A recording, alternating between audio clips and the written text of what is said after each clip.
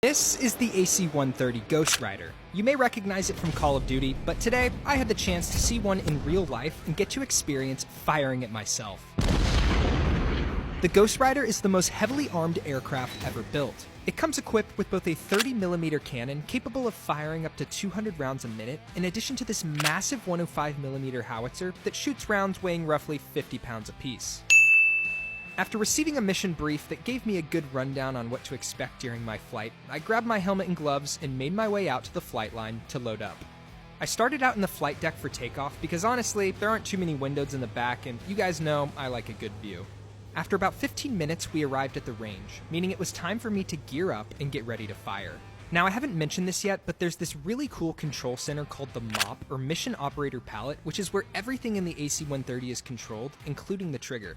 The cameras and sensors are pretty ridiculous, and as I took my seat and toggled through the different settings, it really did feel like I was playing a video game. Enemy AC-130 above! I started out on the 30mm, and after receiving some instruction from the experts, I honed in on an enemy tank over a mile away on the ground beneath us and squeezed the trigger. But don't worry, that's not all. Next up was the 105mm howitzer. For this, things were going to be a little different, as we were going to simulate a real-life fire mission.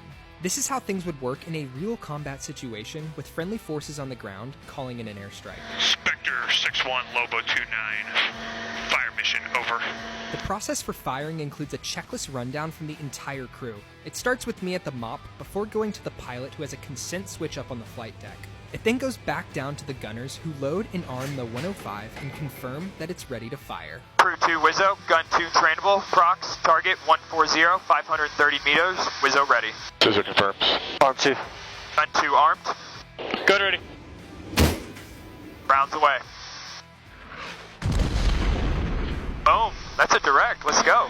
So, there you have it, the AC-130 Ghost Rider in all its glory.